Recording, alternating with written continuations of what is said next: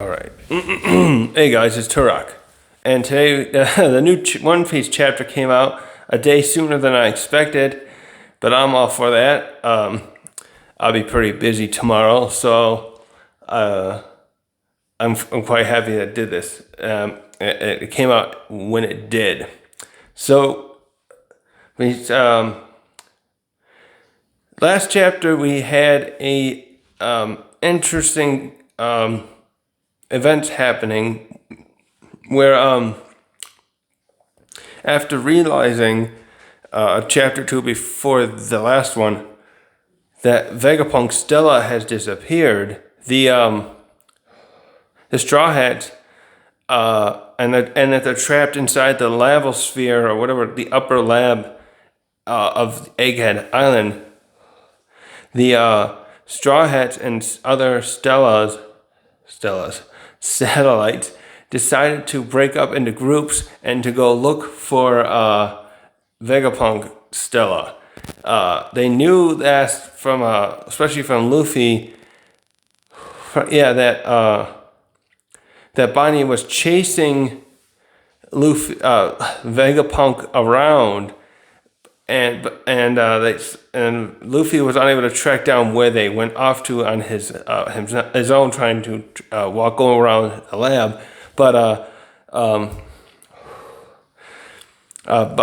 Shaka, being up at the command room, he was able to figure out right away where Bonnie is, and we know that she's by Kuma's.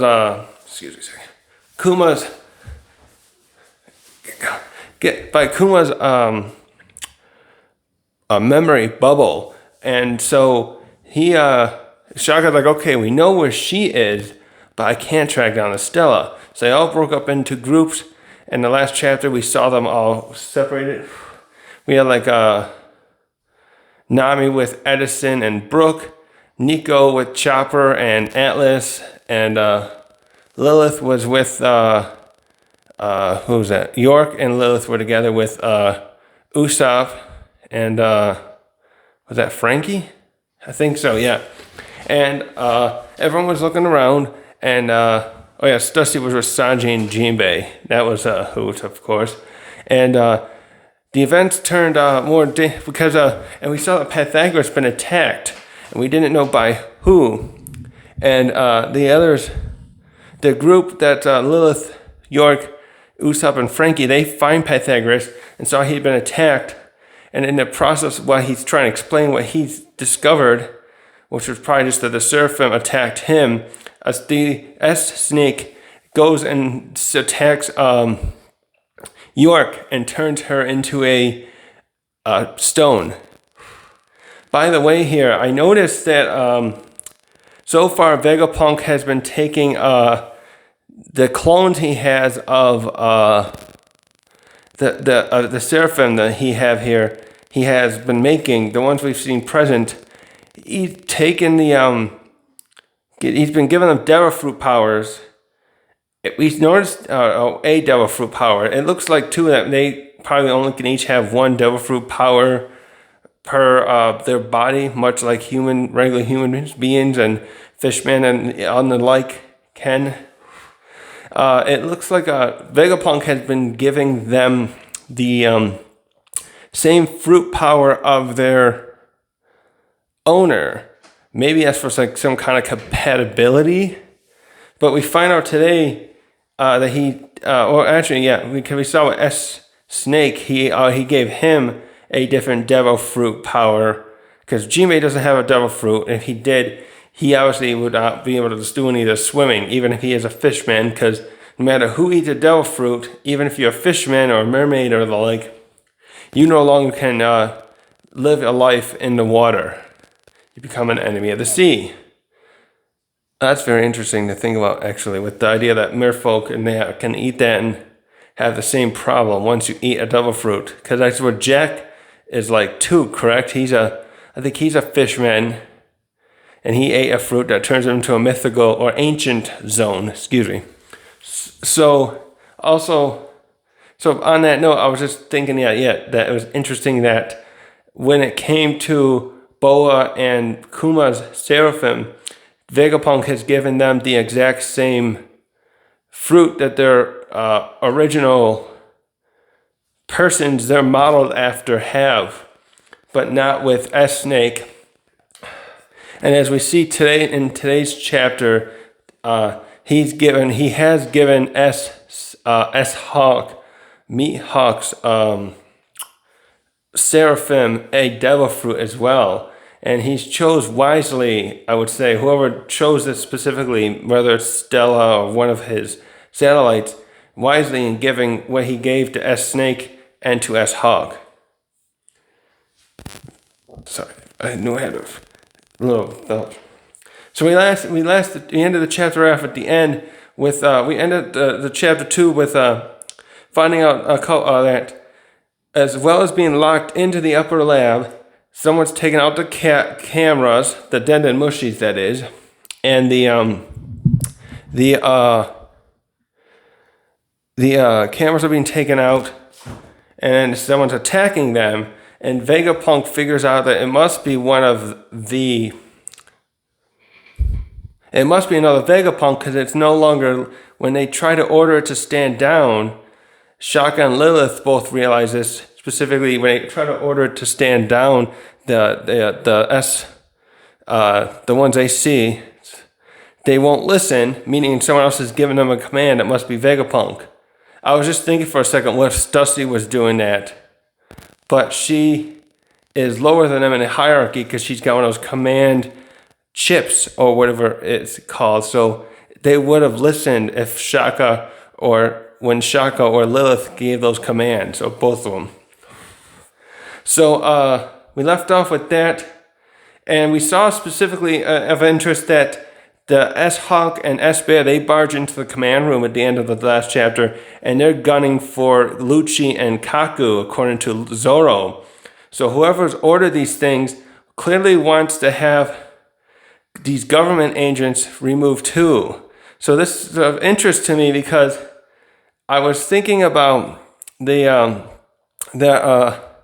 actually, this is of interest because I was talking about how I thought if Shaka is behind it, if Shaka is behind all this, if he is behind all this, the motivation I brought up for him, I think, would be incorrect, because I was talking about him wanting to work with the world government, but this looks like whoever's doing this wants to eliminate them too, and I guess eliminate the Straw Hats. So the motivations here are still unclear, but it seems that government agent, something here about it's going on here where they're after trying to make sure the government doesn't find out something here, and we'll find out more about that later too of this. So we start off the next chapter with no cover story for this week. Kaku and Lucci wake up, overhearing this bit of information from Zoro that they're being targeted by these seraphims, and Kaku opts to make an offer like, let's have an alliance. We'll work together and stop these things. Zoro, he wanted to protect those two. He didn't want to see them killed as much as danger and that they're the mortal enemies of the government's side to the Straw Hats. Zoro protected them from an initial attack from S-Bear and S-Hawk. So we start the chapter off with them deciding what to do here while they're still being stared down by by S-Bear and S-Hawk, and Kaku's talking with them again like, okay, well, we'll put the restraints back on, we swear, let's you can trust us. And Luffy, being Luffy, falls for it immediately, and he's like, sure, okay. And it's Zoro who has to like, no, dude, come on, this isn't, you can't just trust him. He's one of those government agents too. Maybe you never fought with him, and he's not quite as bloodthirsty as Lucci, but don't just trust him. So that made me think for a moment too, with this, what if Lucci had been the one to say that, with Luffy had been so willing to listen to what he's saying. I think he wouldn't. Or what if this was like Doflamingo in this position as well? So would Luffy really, would Luffy like be so trusting and naive as he usually is, as he is with other people? I'm trying to think of some good examples. I know he's done this many times, but him doing this now just felt a little bit out of character. Not out of character, meaning that he understands who Kaku works for, and yet he still was ready to say, "Yeah, we can trust you." So I'm thinking it's just because it's not Lucci saying it. So while they're doing this, the Seraphims are not taking any waiting around. Seraphims are actually pretty good as like, you know how in other manga, maybe even this one's done it, where people are talking to villains or others will just be waiting there and kind of just like watching, like, okay, they're talking, yeah. Hey, should we do anything now? No, let's let them talk. Let's let them. Yeah, well, wait a minute. We got time. The Seraphim are like, no, we follow orders. And so while this brief exchange happens, it looks like the Seraphim just pause slightly. Cessant, I don't know. We don't know if they're just recharging their attacks or whatnot. But the S-Hawk jumps in here to try to take a shot at them again. And this is where we see his the devil fruit that Vegapunk has given him, because he makes a kick at them instead of using is it his replica of Yoru, I think. He kicks at them, and we get a close look at it, especially from Zoro's point of view, and we see that his foot or whole leg, as it were, can turn into a blade. So we see that his green blood, his devil fruit ability that's been given to him, is that of Mr. One's, the dice fruit. So Vegapunk's chosen well a fruit power to go with his, much like he gave S-Snake Jinbei's fruit that works with him, because he's a fishman. He gave him the fruit from Senior Pink has, which lets him swim essentially anywhere now, which I wonder if that means as a fishman, well, he's a fishman replica clone, he can utilize that even better than if a person has it. What if like Jinbei could eat that have that green blood, or could eat the fruit? He couldn't now unless Senior Pink is dead, and I don't think Oda would kill him that quickly because he's probably one of the better villains out there, the most what do you call it? Sympathetic villains. I don't think that would happen anytime soon. But if Jinbei had that fruit, I'm wondering if Jinbei could make use of that fruit better than a person can, because he would have the muscle structure, the body design to go fluidly through solids as it lets you, faster than someone like Senior Pink did. Like Senior Pink was a pretty tough guy, but I think he was just kind of basically doing a breaststroke when he used it, and I don't know how fast he is, but I have a feeling that Jinbei could make much better speed out of that. Anyways, yeah, so this thing is attacking. I also noticed that S-Hawk here always uses a kicks. Either the kick or he's slashing with his sword, and he doesn't actually ever use his hand to shoot his palms like S-Bear or Boas does to swing attacks. So I'm just wondering what kind of lasers he's swinging. How is he swinging a laser through his leg or his sword? Is it like a kind of like how Bleach, where Luffy, and there's Ichigo, can swing and release that spiritual pressure into what's his attack? Getsuga Tensho, I think. I'm trying to figure out. I'm wondering how that works with his him just swinging like that, rather than appearing to have like a blaster thing in his palm like the other Seraphims appear to have. Anyways, this one attacks and it's blasting at them again. Everyone jumps out of the way. And Kaku's getting trying to plead almost with them now and say, we can't get anywhere like this. Let's do something. Otherwise you just keep having to save. Yeah, because Zoro saves him again. He's like, you're gonna keep having to save us. We're not gonna win against these things. You have to listen to my what I'm saying, this is the only reasonable thing to do. And I think he's kind of right in a way. Though I'm still worried about this, and I'm going to bring this up in a second here. So while this is while they're trying to assess what to do still, Shaka tries to figure out, hey, what were you guys doing here? He asks them, and Lucci almost gives the information too easily, much to Kaku's dismay. And he lets them know, we're here to eliminate all the Vegapunks. And Lucci, what's his name, goes on to say, Shaka, to say, I assume you're not going to let what Sussy did you let it go. And he's like, of course not. Why would I do that? And this really pisses off Kaku, because he's like seeing their chances diminish the more he Lucci's admitting this information. But this has me a little suspicious now of Shaka, because I was thinking, it makes me think about something that Tekking 101 said, and I'm not totally on board with this idea yet, but if it's true, this could be something where I could see it go into his theory. Tekking had a theory where he thinks there could be an additional satellite that's not mentioned, and that the government, their intelligence that Lucci has, does not know about, and that Lucci, by admitting this information, that what he is there to do, this Shaka now has information that helps him continue this plan, because he's trying to eliminate them if it's him, because someone's trying to eliminate them, we gotta say. Someone's trying to eliminate CP9.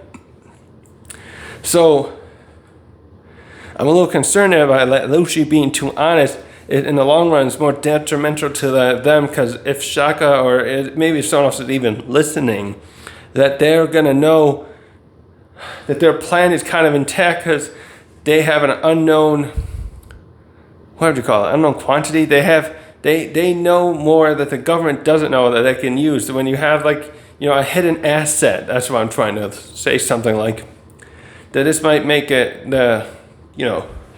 moving on. Anyways, so while this is happening, we suddenly get a scream, and we find that it's Nami, and that she's being attacked. So S Shark must have found Nami's group, and because let's see, yeah, because where's Boa's name? Her S. I don't know what they call her code name, but Boaz was going after Lilith and Usopp and the others. So the S Shark. Wait, so if they're there, so that means Sanji's group probably has been attacked yet, because the two of them are here. Yeah, so I wonder where Sanji and Stussy are at this moment, because it looks like I should have my little thing with the. I'll look later. So so Zoro's like, oh great, now those things are attacking everyone else. How are we supposed to stop these things and protect everyone at once? And this is where Luffy looks like he's gonna take charge, and he's like, okay, give me the keys, helmet. I'll decide. Which I guess in turn means he knows that this has to be done. And Shaka's like, fine, I'll let you decide, but whatever you do, just please protect the Stella at all costs still. So that's still like too with Shaka. If he is trying to, it's hard to say what's up with Shaka, if he should be the one that we're most suspicious of or not. And before Luffy does decide what he's gonna, whether he wants to let them out, he's like, he tries to reason or maybe make a last deal with Lucci, and says, when we get rid of these Seraphim, you're not gonna try and go after my friends or the Vegapunks, right?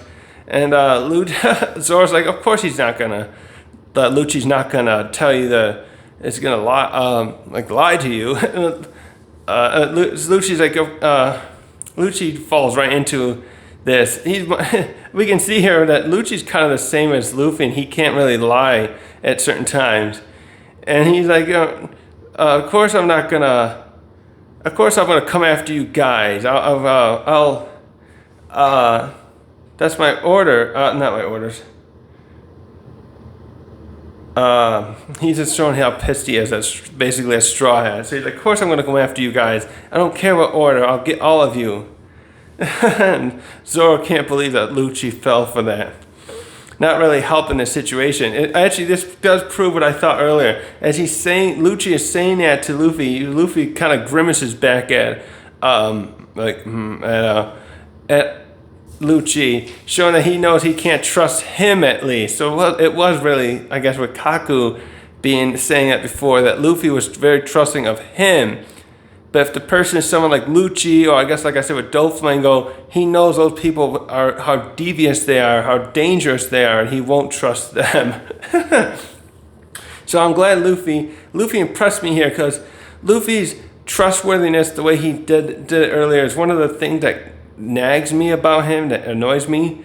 I wish he was kind of a more mature character with that, and I wish at times he'd try to pay more attention to world events. He doesn't care that much about stuff.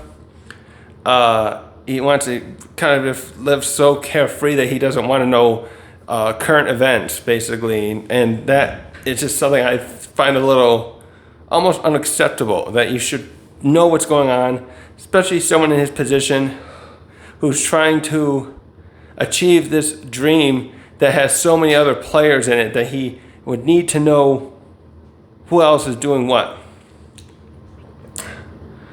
So, again, while they're chatting too much, the Seraphim aren't waiting too much longer, and the Esper makes another attack at them and throws out. He actually used one of his Devil Fruit, Kuma's Devil Fruit attack this time. Come on, pussycat. And but when he does that, we see the shackles fly off, and we get a great combo attack here between with the four combatants here fighting the two Seraphim. We start with Luffy and Lucci. Luffy and Lucci. Say that 5 times fast. Luffy, Lucci, Luffy, Lucci, Luffy, Lucci. I couldn't do it if I... Luffy... I almost thought I was going to say Lucci. Luffy goes into his Gear 4th bound man, and we see that... now I think... Lucci jumps into his leopard form, hybrid form quickly, and they do a combo attack against Esper. They uses a Kong gun. Luffy uses Kong gun, and Lucci uses something called 6 King gun. And right as they're going after the thing, Luffy actually apologizes aloud to Bonnie, because he's remembering how she was upset about them potentially fighting that police officer, Pacifista, earlier. And also, I'm impressed at their speed here, because I was thinking that these Seraphim might be too fast for them. But it looks like it's caught off guard here, and they slam into it. This is a great little bit of art there. I like all the movement and stuff going on there around Luffy and Lucci as they use their attack together there. Also, it's great to see that Luffy hasn't completely abandoned Gear 4th. I was thinking he would never use those again now that Gear 5th is there. But perhaps this strain of that at this point is even easier on his body now that he's achieved something that's even harder on his body, until he can practice with it for a lot more. And the next combo attack is Luffy, Katakuri, and Luffy. Zoro go after Mihawk with Zoro using Purgatory Onigiri, and Kaku using Tempest Kick White Thunder. Ooh, I like the sound of that. Even though thunder is just the noise part, it still sounds cool as hell. So they go after that one. Wait, did they cut it? It looks like they cut it, but I doubt it, because they both get slammed into the wall. The wall's nearby, and it doesn't appear that they may have got really damaged by those, but they certainly did plenty to knock them back. Hopefully they can formulate a plan to get out of there or find the others now. We won't find out any more about that in this chapter, because now we're going to get into something else interesting here relating to what we just saw, these Seraphims going after Lucci and Kaku. Because we now go deep within the lab, and we start seeing people talking in these big tanks, kind of like prisons almost. They're being used as prisons at this point. Wait. And we see people moaning and groaning about needing food. And we see that these are several, possibly a dozen or more cipher pole agents. And the text box reveals to us that they're from the branches of 5, 7, and 8. And these guys are often stuck in here for months without being given much sustenance. And we cut over to one of them, and we see him talking to someone. And this guy must have been from the first ship that came to Egghead Island. Because back in like about 10 to 12 chapters ago, when the Cipher Pole, Lucci and Kaku and Stussy came here, they were talking to, I think it was Pythagoras was talking to him on the radio. They mentioned missing ships. Wait a second. I was trying to look back. So when these Cipher Pole agents arrived, so Lucci, I went back to chapter, it was 1068, much sooner than I thought. I said 1012 chapters. So it was a CP5 vessel that went there first, then 7, then 8. So then the Cipher 5 was 2 months ago. They waited a month, then sent Cipher Pole 7, and then only waited 2 more weeks and sent Cipher Pole 8. And all 3 disappeared. And then it appears here that both, so Pythagoras was the one talking to Lucci over the radio there, over a loud extended mushy. So anyways, this one agent, so he must be one of the Cipher Pole 5s, a Cipher Pole 5 agent. He actually he reminded me, I thought first he looked kind of like Admiral was it Kizaru? The one with the ice. He seen talking to someone, and he's recounting how when we came here, we were attacked by the sea beasts, and then eventually the other agents here were filled into this tank with us, and he says, I figured it was you doing this. And we see that he's talking to Vegapunk Stella. So he's in the cell here, and he's bruised up to boot. So he's got blood down his right side of his face.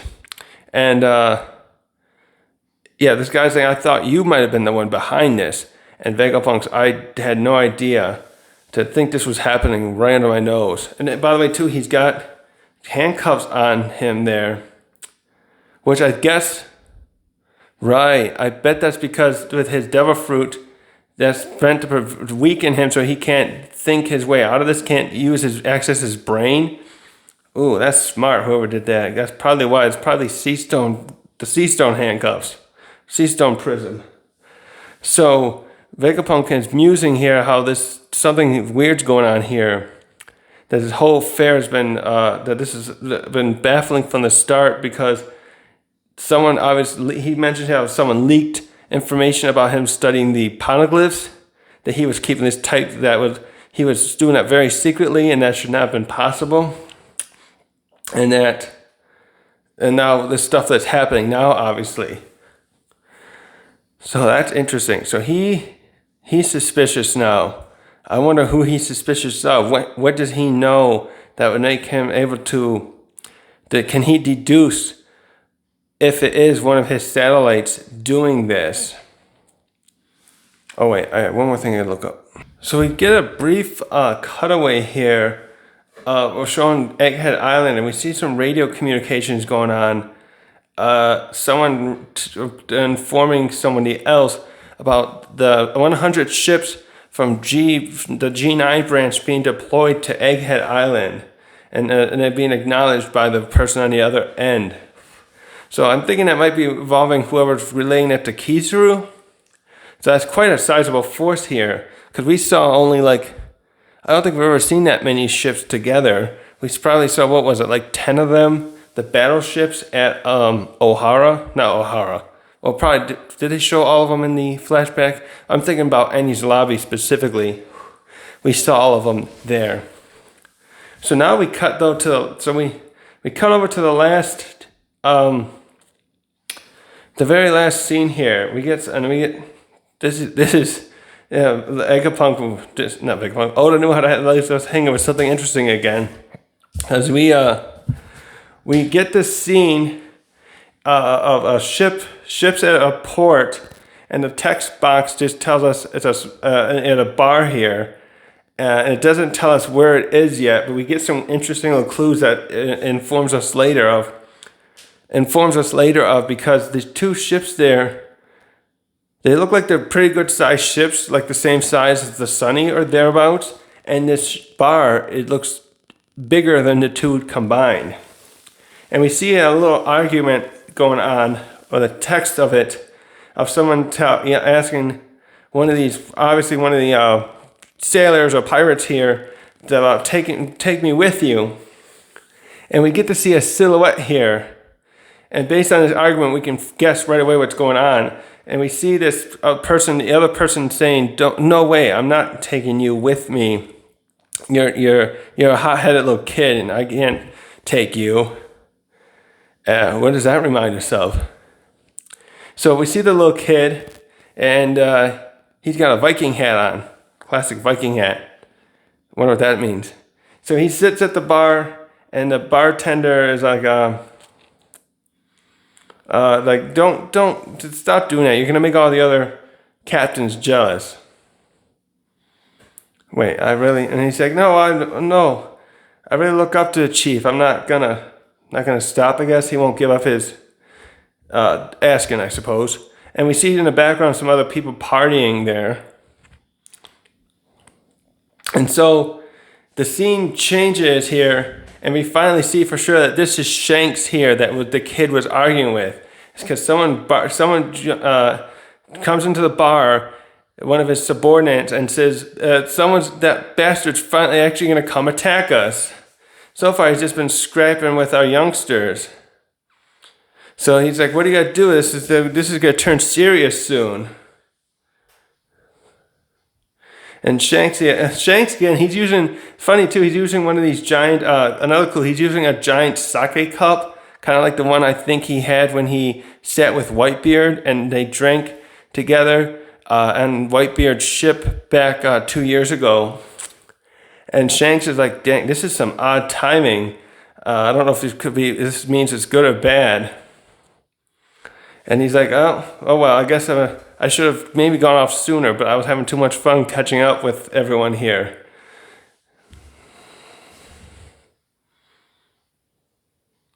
Okay, yeah, because he's like, oh, it can't be helped though. Yeah, when I thought my friends here were dead, you guys were dead. I wanted to catch up with you that badly, and so then we see a brief scene with what's his name, Yasa Beckman, and I forget the third one's name, and they're all talking to him. Like one of them said, Beckman's like, yeah, we better get going. The enemy's gonna be real pissed making us wait. And the big guy says, do you think he's the only, you can't talk, Beckman. You think he's the only one they're mad at? And then sorry, I'm trying to read it so I can reabsorb this. So Shanks says, all right, guys, let's set sail. And I think it's Yesap that says, we're really going to do this? And then we see someone else yells at Shanks, you're really going out to the fight? And we see that the bartender gets all swoony over this. And he's like, oh, I'm so glad he's not going to let the fighting happen here. And this is where it gets really good. So Shanks says he's walking out the bar with, Yasa Beckman and the others behind him. We see two giant silhouettes behind him. And he says, I don't want to cause any major trouble here. Dory, Broggy, can you help me out? And then we get a full picture of them. And I think we get behind them, we got the two pirates that were their subordinates that were lied to, and they were working at Annie's lobby. And they're just smiling and grinning away. And they're like, okay, brother, we'll help you out. We don't mind. And this is where the text box says, yes, this is actually Elbaf we're on, island of the most prideful warriors. So we can guess who's outside the shores, because we saw who arrived there a few chapters ago. And as Shanks is walking out here, he tells one of his subordinates, who is that, Rockstar? And here's what he says: "Yeah, can you send a message for me?" And the Rockstar's like, "You got a message for Captain Kidd?" And Shanks is like, "Yeah." He's got two choices. He can hand me those poneglyphs he's got and scram, or he can risk fighting me. And this is good too. We go out to the outside of the shoreline, and we start hearing people talking like all those ships on the horizon are with him. So we find out here that Shanks has a lot of allies with him, much like Whitebeard did. And we switch over and we're looking at Kidd's ship, Captain Kidd.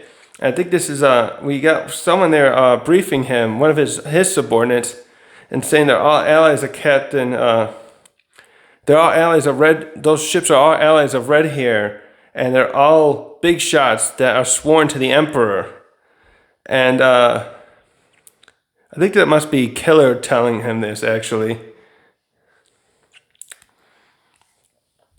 And while that's happening, Killer there is actually rubbing his metal arm where his real arm used to be there 2 years ago. And then Killer goes on saying, "Last time it was one-sided, and your arm was taken, and we didn't even get to see red hair. They won't settle for an arm this time. They're going to take your life instead." And now that's happening. We see Shanks and the others still calmly walking out to their ship. And they're getting, I think there are other captains and such here from his allied ships. And they're all coming up to him and saying, "Hey, we're glad to see you. We're glad to see you. It's been a while. Thanks for, let's see. Glad to see you." Like, wait. But the chapter ends here with, I kind of admire this about Kidd. He's kind of like the antithesis, the equal level of Luffy, but he's still a nasty pirate, a true nasty pirate. But he does kind of like the same thing Luffy would, and he just laughs off what Killer says, and it says, "Only if I lose," meaning like they won't take my life. And it shows his face with Shanks. So it shows Kids with that grin, and Shanks with this very calm look, squaring off together, side by side, like a versus card, title cards, and that's where the chapter just ends. Whew! So he didn't even lose his arm to Shanks. Someone else took his arm. Did he fight like one of the allies? Well, that'll be a video to think about. Also too, what this tells me, I'm wondering if this means part of the reason Elbaf hasn't been like invaded by the world government is this might be an island that Shanks, even though it's got its own warriors, surely I think they can defend themselves. I wonder if Shanks has proclaimed this island under his protection because of some importance it would have to them, maybe for the One Piece, maybe just because it's an island that he doesn't want to see ravaged. So I wonder if this island's being protected by him, and that's why he's in their good graces. Maybe he's done good deeds for them and helped them out in the past. Something here, because clearly this bar in the beginning, that they know him from there, and even more so, like the bartender and everyone, even more so, how the hell did these two get off that island? They were still fighting. Dory and Bragi are back. Oh my god, so many questions here. Holy shit. I think that's where I'll leave the chapter review for now. And I didn't do a second video for the last chapter because I didn't feel like there was a lot more to add, because I did my video before then that covered some of the same stuff, but now I got plenty to talk about. What is going on here? And why is Vegapunk locked up?